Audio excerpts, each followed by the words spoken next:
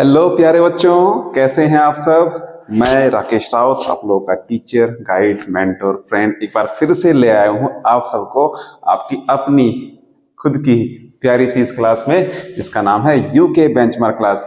और बच्चों, आज हम करने जा रहे हैं मेटल्स एंड नॉन मेटल्स के 12 most important competency based question. बच्चों, केमिस्ट्री की सीरीज में हमारा ये सेकंड चैप्टर है। इससे पहले हमने carbon and its compound chapter को फिनिश किया है बच्चों। तो उसके बाद आई थिंक यही वो चैप्टर है जो बच्चों को ज्यादा कंफ्यूज करता है। और इसके पहले जो दो हैं एसिड बेस और chemical reactions and equations, I think उनसे बच्चे थोड़ा सा इतना घबराते नहीं है जितना इससे घबराते हैं। तो चलो बच्चों, बिना देरी के हम शुरुआत करते हैं हमारी फर्स्ट स्लाइड पर। और फर्स्ट स्लाइड का पहला क्वेश्चन बच्चों, ओहो आज तो पहली ही टेबल आ गई।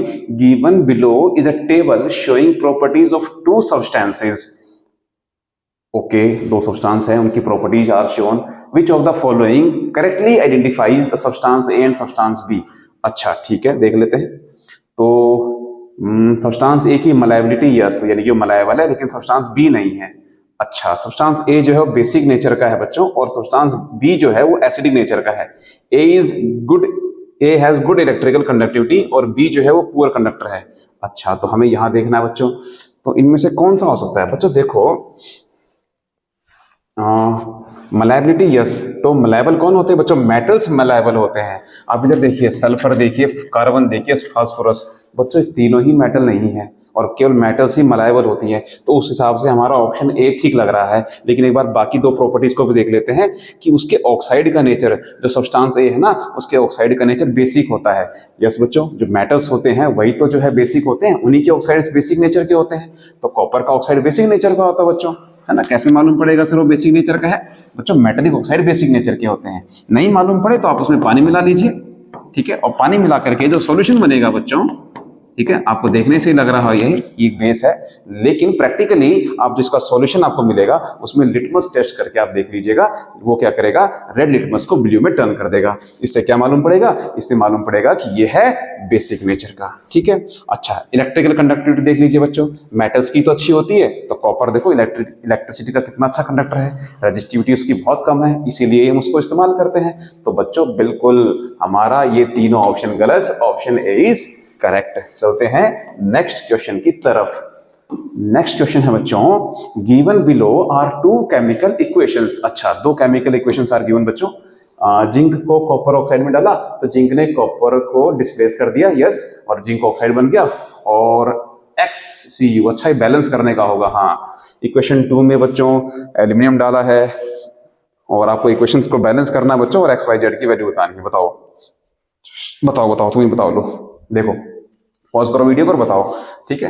अच्छा, तो देखो जिंक यहाँ पर एक एटम है जिंक का, यहाँ पर एक कॉपर का, तो बच्चों यहाँ पर भी कॉपर का एक ही होगा, तो एक्स की वैल्यू कितनी हो जाएगी, एक्स की वैल्यू हो जाएगी 1, ठीक है। यहाँ पर देखिए आयरन 2 है बच्चों, तो यहाँ पर भी आयरन को 2 होना पड़ेगा, तो जेड की वैल्यू 2 होनी पड़ेगी, ठीक है। यहाँ पर एल्यूमिनियम देखो Y लिखा हुआ है, यहाँ पर कितना एल्यूमिनियम है, यहाँ पर 2 एल्यूमिनियम है, तो यहाँ पर भी 2 होना पड़ेगा। तो बच्चों एक्स की वैल्यू 1, Y की वैल्यू 2 और जेड की वैल्यू भी 2। तो कहां लिखा है ऐसा, x1 y2 z2, ठीक है। तो चलते हैं नेक्स्ट क्वेश्चन पर। तीसरा क्वेश्चन है बच्चों, क्या हो गया, अच्छा तीसरा क्वेश्चन क्या है, ये क्या है भाई, listed below are processes which explains how pure metals are obtained from impure sample by electrolytic refining. अच्छा बच्चों, इलेक्ट्रोलाइटिक रिफाइनिंग आपको आनी चाहिए। ये इलेक्ट्रोलाइटिक रिफाइनिंग का सेटअप है बच्चों, ये 4 स्टेप लिखे हुए हैं इसमें। ये स्टेप जो है किस ऑर्डर में फॉलो होते हैं हमें वो बताना है कि पहले कौन सा स्टेप होता है फिर कौन सा होता है। तो पहला देखिए लिखा है कि keep impure metal as anode at anode and pure metal at cathode. Yes बच्चों, प्योर मेटल को कैथोड पर रखा जाता है और इम्प्योर मेटल को एनोड पर रखा जाता है, क्योंकि एनोड के नीचे एनोड मड जमा होता है ना, ये याद रखने की ट्रिक है। बच्चे कंफ्यूज ना हो कि कहीं कैथोड के नीचे तो जमा नहीं होगा, नहीं बच्चों, एनोड मड एनोड के ही नीचे जमा होगा, तो उसमें ही इम्प्योर मेटल को जो है इसलिए एज एन एनोड हम इस्तेमाल करेंगे, ठीक है। अच्छा, फिर pass the electric current in electrolyte solution. हाँ बच्चों, पहले तो एनोड को रखेंगे ना, उसके बाद हम करंट की सप्लाई देंगे, तो इसके बाद यही आएगा।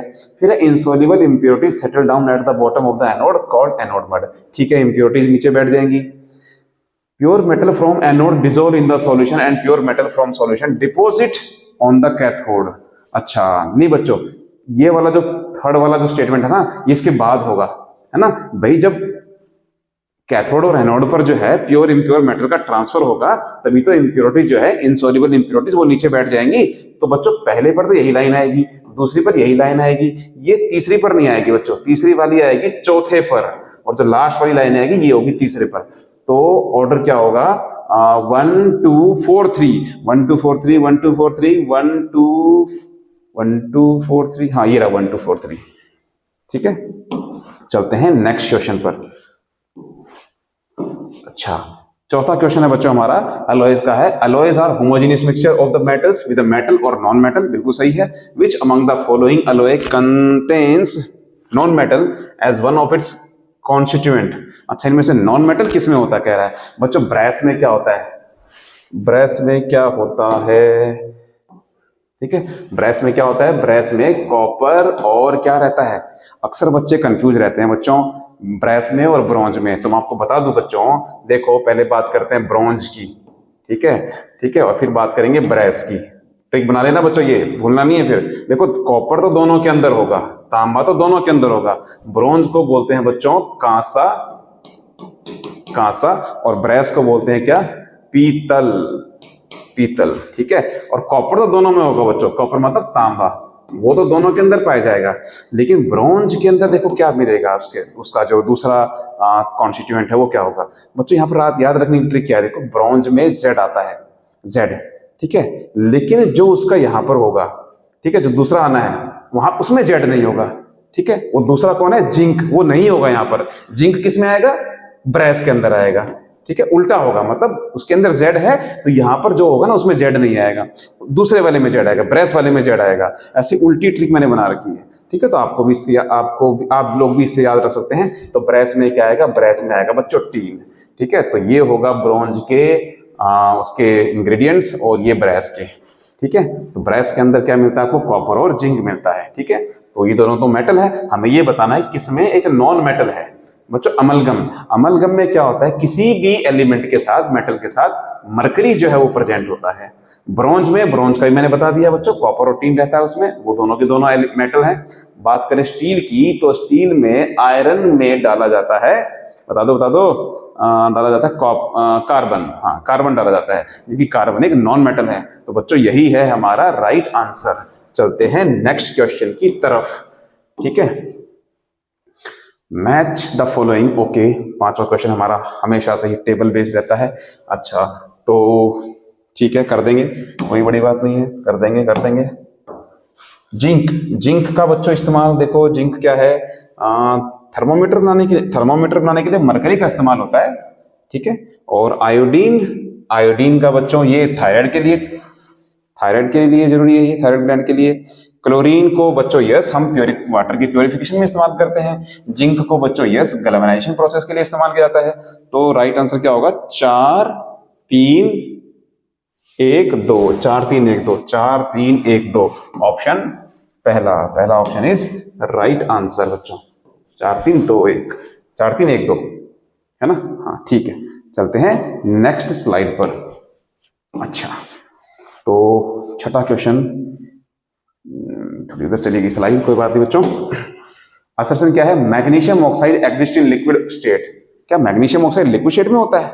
नहीं बच्चों, पहला चैप्टर केमिस्ट्री का पहला ही एक्टिविटी जिसमें हम मैग्नीशियम रिबन को बर्न करते हैं ऑक्सीजन की प्रेजेंस में। ऑक्सीजन की प्रेजेंस में जब उसे बर्न करते हैं ना हम, तो क्या निकलता है, मैग्नीशियम ऑक्साइड। कैसे रंग का रहता है, व्हाइट रंग का रहता है सर, व्हाइट रंग का पाउडर रहता है, उसे कहते हैं मैग्नीशियम ऑक्साइड। और पाउडर कैसी फॉर्म है, सॉलिड फॉर्म है, तो लिक्विड फॉर्म में नहीं होता है ये। तो रीजन हमारा गलत लिखा हुआ है, ठीक है। बात करें रीजन की, तो electrostatic force of attraction between magnesium ion and O2 negative ions constitute ionic bond. बिल्कुल बच्चों, भाई मैग्नीशियम ऑक्साइड के अंदर MgO के अंदर मैग्नीशियम के आयंस रहते हैं, Mg2 पॉजिटिव और O2 नेगेटिव, ठीक है बच्चों। आयनिक कंपाउंड है ये दोनों आयन जो हैं वो आपस में रखते हैं, इलेक्ट्रोस्टैटिक फोर्स ऑफ अट्रैक्शन पैदा करते हैं, जिससे बच्चों इसका जो स्ट्रक्चर है वो काफी रिजिड और हार्ड क्रिस्टलाइन स्ट्रक्चर इसका हो जाता है। तो बच्चों ये ठीक लिखा हुआ है, तो उस हिसाब से कौन सा ऑप्शन सही होगा, ऑप्शन होगा डी, ये असर्शन गलत है और रीजन सही है। चलते हैं नेक्स्ट क्वेश्चन की तरफ। ठीक है। नेक्स्ट है बच्चों कि reaction of calcium with water is less violent in comparison to that of sodium. बिल्कुल बच्चों, सोडियम और जो पोटेशियम रहते हैं ना, ये तो बड़े ही रिएक्टिव एलिमेंट्स है बच्चों, ठीक है, ये तो बड़े वायलेंटली रिएक्ट करते हैं। लेकिन जो कैल्शियम है ना बच्चों, कैल्शियम उतना वायलेंटली, कैल्शियम और मैग्नीशियम लेस वायलेंटली रिएक्ट करते हैं। बिल्कुल ठीक लिखा है बच्चों, ठीक है। ठंडे पानी से ये भी रिएक्ट कर जाते हैं कैल्शियम और मैग्नीशियम, लेकिन फायर कैच नहीं करते हैं बच्चों। क्यों? क्योंकि जो हाइड्रोजन गैस रहती है वो जो एनर्जी निकलती है, हीट एनर्जी, वो इतनी ज्यादा नहीं होती, तो इसलिए हाइड्रोजन जो है वो आग नहीं पकड़ पाती, ठीक है। हाँ, तो बिल्कुल ठीक लिखा है बच्चों, लेस वायलेंटली रिएक्ट करते हैं सोडियम के मुकाबले। The heat evolved is not sufficient for the hydrogen to catch the fire. बिल्कुल ठीक बात है, यही तो रीजन है, इसीलिए तो जो है वो सोडियम के मुकाबले कम है, कम रिएक्टिव है, तो ऑप्शन हो जाएगा ए हमारा ठीक, ठीक है। चलते हैं नेक्स्ट स्लाइड की ओर। चलो सर चलो, क्वेश्चन नंबर 8। क्वेश्चन नंबर 8 देखो बच्चों, अच्छा काफी लंबा, जो बच्चों इस तरह के क्वेश्चन आते हैं आपको, ये है कॉम्पिटेंसी बेस्ड क्वेश्चन अच्छा वाला, जिसमें स्टेटमेंट तो कितनी लंबी लंबी रहती है, लेकिन हमें आंसर देखने को मिलता है बड़ा छोटा सा। ऐसे में क्या होता है, पहले स्टेटमेंट को पढ़ना पड़ता है, इतनी बड़ी स्टेटमेंट को बच्चा इसी में पढ़ने में रह जाता है। अब जब तक बच्चे का फोकस नहीं होगा, जब तक वो बिल्कुल गहराई में नहीं उतरेगा ना क्वेश्चन के, उसको क्वेश्चन समझ में नहीं आएगा। This is what we call competency based question, जहां पर रियल लाइफ कंडीशन जो है वो क्रिएट की जाती है, बच्चे को लगता है कि हाँ मैं सच में ऐसा कर रहा हूँ, ठीक है। क्वेश्चन वही होगा, कॉन्सेप्ट वही है, लेकिन क्वेश्चन पूछने का तरीका उसको एक रियल लाइफ कंडीशन में जो है डाल दिया जाता है, इसे कहते हैं कॉम्पिटेंसी बेस्ड क्वेश्चन। चलो अब करते हैं, क्या है कॉम्पिटेंसी बेस्ड क्वेश्चन, क्या कह रहा है, a teacher performed an experiment where he collected the following sample. अच्छा, कौन कौन से सैंपल, एल्यूमिनियम लिया उसने, कॉपर लिया, आयरन लिया, लेड लिया, मैग्नीशियम लिया, जिंक लिया और सोडियम लिया। He put the small pieces of these samples into separate beakers, अलग अलग बीकर में डाल दिया, हाफ फिल्ड विद वाटर, उनमें अच्छा कौन सा वाटर, कोल्ड वाटर, बच्चों यहाँ पर ध्यान रखना ठंडे पानी में रखा है, ठीक है। और नोटिस किया उसने रिएक्शन को, ठीक है। Later those metals who did not react with cold water at all were transferred to the another beaker half filled with hot water। जिन मेटल ने कोल्ड वाटर से रिएक्ट नहीं किया, फिर उनको एक अगली टेस्ट ट्यूब में डाला जिसमें क्या था, हॉट वाटर था, हॉट वाटर था ना, कौन सा, हाँ हॉट वाटर था, ठीक है। अच्छा, फिर उसके बाद बच्चों जिसने अभी भी रिएक्ट नहीं किया हॉट वाटर से, उसके बाद टीचर ने क्या किया, उनको जो है कुछ ऐसे सेटअप में, फॉलोइंग अपैरेटस में, इसमें डाला। क्या है इसमें, अच्छा एक बर्नर है, मेटल सैंपल रखा है और एक glass wool soaked in water. Yes बच्चों, ये वूल जो है बच्चों रखी हुई है यहाँ पर, जिसने कि पानी को सोखा हुआ है, उसे हीट किया जाएगा, पानी यहाँ से वेपर की फॉर्म में, स्टीम की फॉर्म में, गैसेस फॉर्म में कन्वर्ट हो जाएगा। वो गैस जब यहाँ से निकलेगी तो वो जाएगी और इस मेटल के सैंपल से रिएक्ट करेगी, ठीक है। और वो गैस जो है यहाँ पर जाएगी जाएगी जाएगी आगे, और गई है सॉफ्ट सॉल्यूशन से, सॉफ्ट सॉल्यूशन में जो बच्चों बुलबुले उठने लगे हैं, बबल्स, वो हाइड्रोजन गैस के बबल्स हैं। अच्छा, तो इस सेटअप से उन्होंने उसको गुजारा, ठीक है।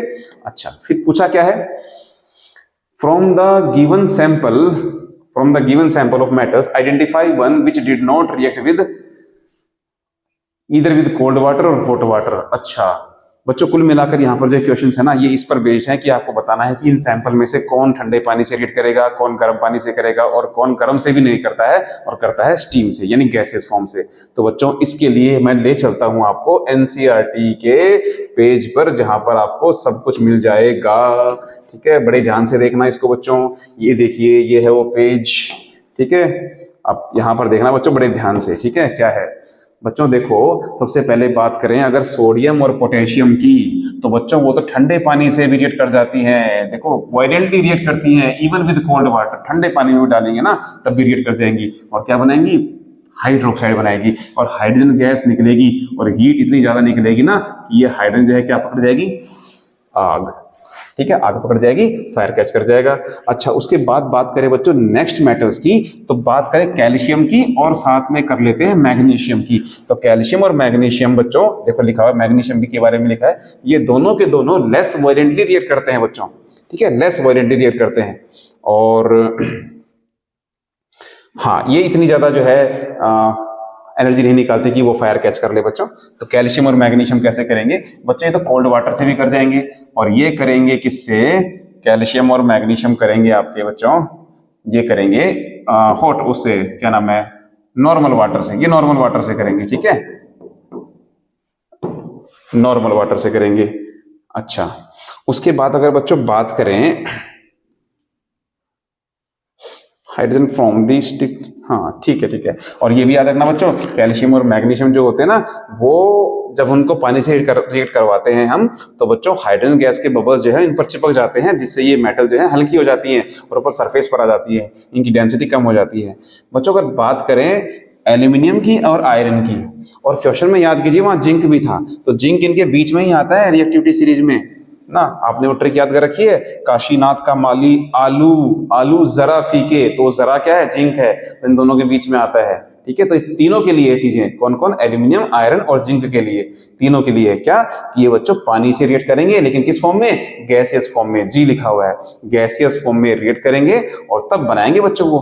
ठीक है, तो ये तीनों मेटल जो है ठंडे से भी नहीं करती हैं, गर्म से भी नहीं करती हैं, इनके लिए गैसियस स्टेट में कन्वर्ट करना पड़ता है, गैस में का स्टीम में कन्वर्ट करना पड़ता है पानी को। तो बच्चों एक क्वेश्चन पूछा गया था मैं वहां पर, कौन कौन सी मेटल जो है वो ठंडे पानी से भी और गर्म पानी से रिएक्ट नहीं करेंगी, तो यही तीन है, एल्यूमिनियम और जिंक और आयरन। ठीक है, देखो पूछा हुआ है ना कि कौन सा सैंपल जो है वो नहीं करेगा, तो बस हमारा यहाँ पर आंसर हो जाएगा कौन कौन, एल्यूमिनियम और जिंक और आयरन, ये तीनों नहीं करेंगी। From the given figure what could you infer about the chemical properties of metals. भाई यहाँ पर से कौन सी प्रॉपर्टी का मालूम पड़ता है, उनकी रिएक्टिविटी का मालूम पड़ता है कि सोडियम और पोटेशियम ज्यादा रिएक्टिव हैं, ठीक है, और मैग्नीशियम और कैल्शियम कम रिएक्टिव है थोड़ी सी, और ये और कम रिएक्टिव है। ठीक है, वो ठंडे से भी कर जाएंगी, वो गर्म से करेगी, और ये गर्म से भी नहीं करेंगी, ये मानेंगी स्टीम के साथ। Support your answer by providing any chemical equation regarding the same. बच्चों कोई भी एक केमिकल रिएक्शन जो है हमें इसके रिगार्डिंग लिख देनी है, इतनी सारी केमिकल इक्वेशन लिखी हुई है, लेकिन उस क्वेश्चन से रिलेटेड कौन सी होगी, ये होगी, इन दोनों में से हमें एक रिएक्शन लिख देनी है बच्चों। ठीक है, आई होप आपको बड़े अच्छे समझ में आया होगा, ये बड़ा इंपॉर्टेंट है, पक्का क्वेश्चन आएगा इससे, इस पेज से। ठीक है, सबके सब कर लेना इस पेज को बड़े अच्छे से। अच्छा, 9th है बच्चों, why is table salt sodium chloride an ionic compound and solid and non conductive at room temperature। ठीक है बच्चों, सोडियम क्लोराइड जो है वो कह रहा है कि वो नॉन कंडक्टिव क्यों होता है और सॉलिड क्यों होता है बच्चों। बच्चों NaCl के अंदर जो Na पॉजिटिव और Cl नेगेटिव के जो आयंस रहते हैं ना बच्चों, वो कैसे रहते हैं, टाइटली हेल्ड रहते हैं बच्चों, टाइटली हेल्ड रहते हैं। ठीक है, किस फॉर्मेट में, सॉलिड फॉर्मेट में। कौन सी बोलते हैं उसको, क्रिस्टलाइन सॉलिड फॉर्म बोलते हैं इसको। ठीक है, उस फॉर्म में टाइटली हेल्ड रहते हैं इसके आयंस, तो इसलिए वो कैसा होता है, इसलिए होता है सर वो सॉलिड। ठीक है, but essential in salt water use for conducting electricity. हाँ बच्चों, लेकिन पानी में जब उसको हम डालते हैं तो वो इलेक्ट्रिसिटी कंडक्ट करता है। क्यों, क्योंकि पानी में जब डालते हैं NaCl को, किस में डालती है, पानी में डालने पर वो क्या होता है, मेल्ट हो जाता है। ठीक है, मेल्ट हो जाता है, और मेल्ट होने के बाद बच्चों ये कह सकते हैं वो आयनाइज हो जाता है, और उसके आयंस बन जाते हैं, Na पॉजिटिव और Cl नेगेटिव, डिसोल्व हो जाता है ना वो। ठीक है, और आयंस क्या होते हैं बच्चों, आयंस को बोलते हैं, आयंस जो होते हैं वो क्या होते हैं, चार्ज कैरियर, चार्ज कैरियर्स होते हैं। चार्ज कैरियर्स मतलब चार्ज को कैरी कर सकते हैं, कहां से कहां, एक जगह से दूसरी जगह पर, कैथोड से एनोड पर। ठीक है, और सर्किट इससे क्या होता है, पूरा हो जाता है, और इसलिए वो इलेक्ट्रिसिटी का अच्छा कंडक्टर बन जाता है। वो क्या नाम है वो सॉल्यूशन, एक्वस सॉल्यूशन।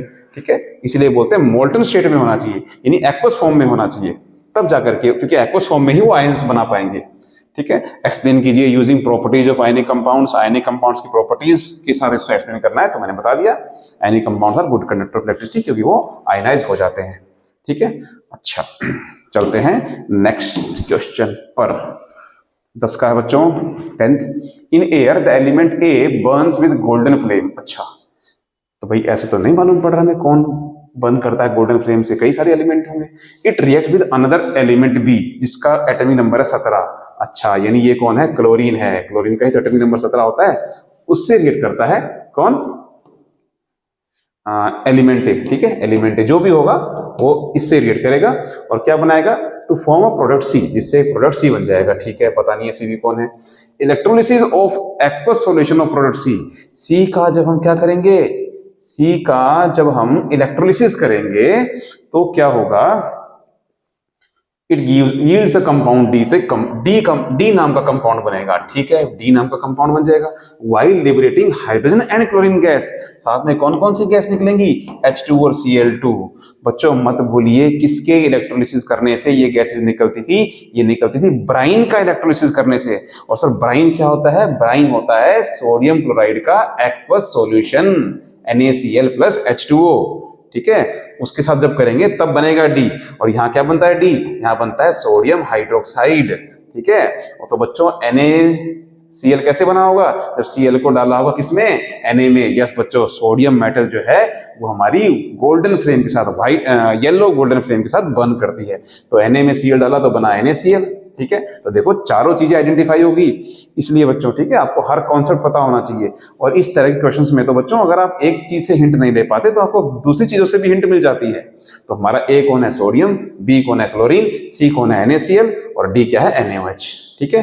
तो अलग से लिख देंगे हम, ए कौन है, बी कौन है ये, और केमिकल इक्वेशंस भी लिख करके दिखा देंगे, ठीक है। और ये बैलेंस होनी चाहिए बच्चों, इसे नीचे वाली को बैलेंस कर दीजिएगा।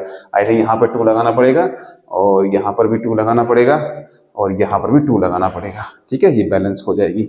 चलते हैं नेक्स्ट क्वेश्चन की तरफ, ठीक है। क्वेश्चन नंबर 11 बच्चों, 11 क्या है, धनंजय जी, धनंजय, अच्छा क्या कह रहा है Dhananjay perform 2 different experiments side by side under the guidance of his teacher in the laboratory. In first activity he took samples of sodium chloride, potassium chloride and barium chloride. क्या क्या लिया, सोडियम क्लोराइड लिया, potassium chloride लिया और barium chloride लिया, ठीक है बच्चों, अच्छा, and some other salts available in the laboratory, ठीक है। He took these samples one by one on to a spatula, spatula मतलब एक चम्मच पर बच्चों, and started to heat them directly on the flame. अच्छा, उन तीनों केमिकल्स को उसने बंसन बर्नर की फ्लेम पर हीट करना शुरू कर दिया। After noting his observations he also tried to dissolve these samples in water, petroleum and kerosene. अच्छा, इन तीनों में डाला उसने, पहले उनकी ऑब्जर्वेशन करी बच्चों उसने कि कैसे वो बर्न कर रहे हैं, कैसे रंग की फ्लेम दे रहे हैं, and in the second experiment, अच्छा सेकंड एक्सपेरिमेंट भी साथ में डाल दिया। चलो बच्चों पहले देख लेते हैं उन्होंने कैसी कैसी फ्लेम दी। तो बच्चों जो NaCl होगा ना, NaCl बच्चों भी बताया था वो येलो फ्लेम के साथ, ठीक है, येलो गोल्डन फ्लेम के साथ वो बर्न करता है, ठीक है। बात करें बेरियम क्लोराइड की, तो बेरियम क्लोराइड बच्चों वो जो है ग्रीन येलो रंग की फ्लेम के साथ, एप्पल जैसा होता है, एप्पल ग्रीन येलो रंग का, उस तरह की फ्लेम देता है बच्चों। और बात करें अगर तीसरे वाला क्या है, पोटेशियम हाइड्रोक्साइड है ना, पोटेशियम आयोडाइड Ki, अच्छा ये कैसे बर्न करेगा बच्चों, ये करेगा पर्पल वॉयलेट कलर की ये फ्लेम देगा, ठीक है। ये 3 रंग है बच्चों इन तीनों केमिकल्स का, जब हम उनको डायरेक्टली बंसन बर्नर की फ्लेम पर हीट करते हैं, ठीक है। अच्छा, तो ये ऑब्जर्वेशन कर ली उसने। फिर धनंजय ने एक और एक्सपेरिमेंट किया, ठीक है। अच्छा, धनंजय ने एक इलेक्ट्रिक सर्किट बनाया जैसा कि नीचे दिखाया गया है, अच्छा ठीक है, बनाया और बनाकर, अच्छा बच्चों एक ध्यान रखिएगा, उसने he also try to dissolve them in water, petroleum and kerosene, इसमें भी डाला है उसने, ठीक है। तो इसमें डालने पर क्या होगा बच्चों, मुझे बताओ, ध्यान से देखिए बच्चों, ये तीनों के तीनों क्या है, आयनिक कंपाउंड है। आयनिक कंपाउंड पोलर सॉल्वेंट होते हैं, और पोलर जो है वो पोलर में ही डिसॉल्व हो पाता है, ध्यान रखना, ये तीनों पोलर हैं बच्चों, ठीक है, इनके पोल्स हैं पॉजिटिव नेगेटिव, तो ये पोलर जो होते हैं वो पोलर में ही डिसॉल्व हो पाता है। तो पानी तो बच्चों पोलर है, पानी में तो डिसॉल्व हो जाएंगे तीनों, लेकिन पेट्रोलियम और केरोसिन बच्चों कोवैलेंट कंपाउंड हैं, नॉन पोलर कंपाउंड हैं, इन दोनों में ये डिसॉल्व नहीं करेंगे, तीनों सॉल्ट, ठीक है, इन दोनों में नहीं करेंगे, वाटर में कर जाएंगे, क्योंकि वाटर भी पोलर हुए और ये भी हुए पोलर, ठीक है, और ये है नॉन पोलर, तो इनमें डिसॉल्व नहीं करेंगे, वाटर में कर जाएंगे, ठीक है। अच्छा, क्योंकि आगे पूछेगा तो मैं साथ के साथ एक्सप्लेन करते हुए चलता हूं। नेक्स्ट एक्सपेरिमेंट में क्या किया, धनंजय ने इलेक्ट्रिक सर्किट बनाया और उसने रैंडमली एक सॉल्ट ले लिया, इन तीनों में से एक इलेक्ट्रोलाइट की तरह उसे इस्तेमाल किया कंडक्टिविटी चेक करने के लिए। तो यस बच्चों, क्योंकि वो अच्छे कंडक्टर है, NaCl जो है वो Na पॉजिटिव और Cl नेगेटिव में आयनाइज हो जाएगा, बेरियम क्लोराइड जो है वो Ba2 पॉजिटिव और Cl नेगेटिव में 2Cl नेगेटिव में डिसॉल्व में आयनाइज हो जाएगा। जो पोटेशियम है, पोटेशियम आयोडाइड, वो K पॉजिटिव में और I नेगेटिव में बच्चों टूट जाएगा, ठीक है। तो आयनाइज हो गए और आयंस बन गए। तो आयंस कैसे होते हैं, आयंस चार्ज कैरियर होते हैं, बता चुका हूं अभी पिछली स्लाइड में, तो इसलिए इलेक्ट्रिसिटी का कंडक्शन हो जाएगा। और जो आपके लट्टू है, लट्टू बल्ब, ये ग्लो कर जाएगा। ठीक है, तो कुछ देखो क्वेश्चन देख लो उनके। फिजिकल स्टेट क्या है सॉल्ट की? बच्चों फिजिकल स्टेट सॉलिड है, सॉलिड क्रिस्टलाइन स्टेट है इनकी। Do the salt compounds melt on heating? नहीं, मेल्ट नहीं करते बच्चों, बल्कि जल जाते हैं। सॉल्ट को इनको हीट करने पर जल जाते हैं बच्चों, कलर चेंज कर लेते हैं अपना। ठीक है, मेल्ट नहीं होते। Are the given sample compound soluble in water? बच्चों मैंने बता दिया, वाटर में सोल्यूबल होंगे, इन दोनों में नहीं होंगे। Does the electric bulb glow? हाँ बिल्कुल करेगा, रीजन मैं बता चुका हूं, आयनाइज हो जाते हैं। चलते हैं नेक्स्ट स्लाइड की तरफ। What is the nature of these compounds? Ionic compounds है बच्चों। ठीक है, अ लार्ज कार्गो चिप्स, अच्छा चिप्स नहीं sorry ship, cargo ship primarily made of steel had significant rust patches on its hull क्या होता है, चलो छोड़ो, but zinc coated galvanized sections remained pristine। अच्छा, the maintenance engineer explained the zinc acts as sacrificial anode, अच्छा, preventing iron from corroding while the hulls unprotected iron oxidise readily. बिल्कुल बच्चों, अगर वन प्रोटेक्टेड है तो आयरन जो है वो तो तुरंत जो है ऑक्सीजन और मॉइस्चर से रिएक्ट कर जाता है। Identify the chemical process occurring on the iron हल? तो बिल्कुल बच्चों, आयरन हल पर क्या लग गया होगा? उस पर जंग लग गया होगा, रस्ट हो गया होगा उसको, उसके ऊपर बच्चों। ठीक है, तो आयरन जो है, आयरन सॉलिड फॉर्म में, उसके ऊपर उसने किस किस से रिएक्ट किया? वाटर से रिएक्ट किया और ऑक्सीजन से रिएक्ट किया। ठीक है, और क्या बन गया? Fe2O3.XH2O। यही होता है रस्ट। रस्ट रंग कैसा रहता है इसका? इसका कलर रहता है रेडिश ब्राउन, रेडिश ब्राउन, आर भी लिख दिया मैंने शॉर्ट फॉर्म में। ठीक है, तो ये हो गया रस्टिंग की वजह से। क्या फिनोमेना है? रस्टिंग। ठीक है, ब्रैकेट में कोरोजन भी लिख देना बच्चों, कहीं पता लगे इसी का नंबर काट दिया उसने। ठीक है, if the ship was made of aluminium, अगर एल्यूमिनियम का बना होता, वुड पेंटिंग भी सफिशिएंट प्रोटेक्शन? क्या पेंटिंग से बात बन जाती? बच्चों पेंटिंग एक ऑप्शन है हमारे पास, जिससे कि हम उसके सरफेस को, मेटल के सरफेस को डायरेक्ट एटमॉस्फेयर के कांटेक्ट में आने से बचा सकते हैं। लेकिन बच्चों पेंट भी ना कुछ टाइम बाद उखड़ जाएगा, तो अच्छा ऑप्शन है, बेटर है, लेकिन उससे अच्छा एक और ऑप्शन है। क्या कि एल्यूमिनियम जो है ना, एल्यूमिनियम जो है अपने ऊपर जो है वो ऑक्साइड की लेयर लगा लेता है, एल्यूमिनियम ऑक्साइड की। और ये लेयर जो होती है ना, ये बड़ी ही अनरिएक्टिव लेयर होती है बच्चों। ठीक है, अनरिएक्टिव बच्चों, इसीलिए तो आप जो है फूड पैकेजिंग के लिए एल्यूमिनियम फॉइल का इस्तेमाल कर पाते हैं। इसीलिए तो मेडिसिन की पैकिंग के लिए आप एल्यूमिनियम से बने हुए स्ट्रैप्स का इस्तेमाल कर लेते हैं। तो बच्चों क्यों? क्योंकि एल्यूमिनियम जो है वो रिएक्टिव मेटल तो है, लेकिन जब वो ऑक्सीजन से रिएक्ट कर लेती है तो अपने ऊपर बना देती है एल्यूमिनियम ऑक्साइड की एक अनरिएक्टिव लेयर, जो एल्यूमिनियम को उसके फर्दर ऑक्सीडेशन से बचाती है। ठीक है, और एल्यूमिनियम ऑक्साइड की लेयर एक बार चढ़ गई ना, फिर एल्यूमिनियम दोबारा रिएक्ट नहीं करेगा। इसलिए आप उसमें रोटियां आसानी से लपेट सकते हैं, दवाइयां स्ट्रेप्स के अंदर आसानी से भर सकते हैं बच्चों। ठीक है, तो ये है इसका concept. Name the two other methods beside galvanisation to prevent from the rusting. बच्चों गैल्वेनाइजेशन तो है ही, जिसमें हम जिंक की लेयर लगाते हैं। इसके अलावा बच्चों ऑयलिंग, ठीक है, इसके अलावा पेंटिंग, ठीक है, और इसके अलावा इलेक्ट्रोप्लेटिंग, ठीक है, ग्रीसिंग, ये सारे कुछ अल्टरनेटिव्स हैं जिससे हम मेटल को कोरोजन से बचा सकते हैं। चलते हैं नेक्स्ट स्लाइड की तरफ। Thank you. अच्छा बच्चों, यहां पर आपको बताना चाहूंगा कि जो सिल्वर रहता है बच्चों, सिल्वर, ठीक है, वो कुछ देर बाद, चांदी जो है वो कुछ टाइम बाद काली पड़ जाती है। क्यों? क्योंकि सिल्वर जो है एटमॉस्फेयर की सल्फर से रिएक्ट कर जाती है और अपने ऊपर Ag2S सिल्वर सल्फाइड की एक ब्लैक रंग की लेयर लगा लेती है, ठीक है। इस तरह से जो कॉपर होता है बच्चों, तांबा, वो हमारी एटमॉस्फेयर की CO2 से, कार्बन डाइऑक्साइड से और वाटर से, इनसे रिएक्ट कर लेता है और अपने ऊपर बेसिक कैल्शियम कार्बोनेट की, कॉपर कार्बोनेट की, बेसिक कॉपर कार्बोनेट कैसे लिखेंगे?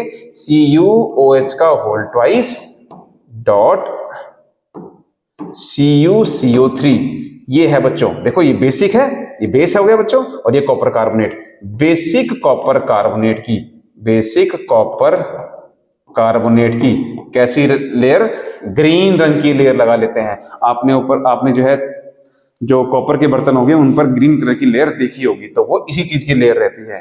ठीक है। अच्छा, आयरन की मैं आपको बता ही चुका हूं बच्चों, आयरन के ऊपर रेडिश ब्राउन रंग का जो है वो पाउडर जमा हो जाता है, जिसे हम रस्टिंग कहते हैं। ठीक है। तो आई होप बच्चों आपको समझ में आया होगा सारे क्वेश्चन आपको। थैंक यू सो मच आपके प्यार के लिए, थैंक यू। जय श्री राम, जय हिंद, जय भारत, जय उत्तराखंड।